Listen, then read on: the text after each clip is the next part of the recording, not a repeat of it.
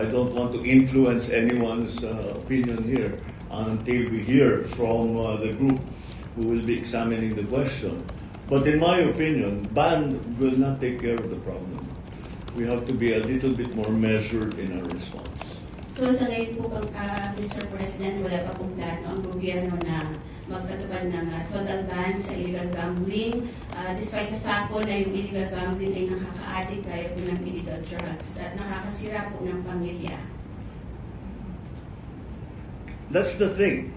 What is the problem? Is the problem online gambling? Or is the problem na addict ang tao o nadadamay at natuturoan ng mga bata na magsugal? That's the problem. So let's solve that problem. You know, ang nagiging online gaming is evil. Hindi naman, okay, hindi ban natin. Hindi ba? Ganun, nandun ang usapan ngayon when it comes to online gaming.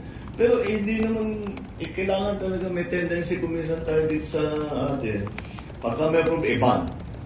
It's not necessarily the solution. Maybe it is. Baka pagkatapos ng usapan nila, sasabihin, hindi, kailangan talaga ban. Hindi ban.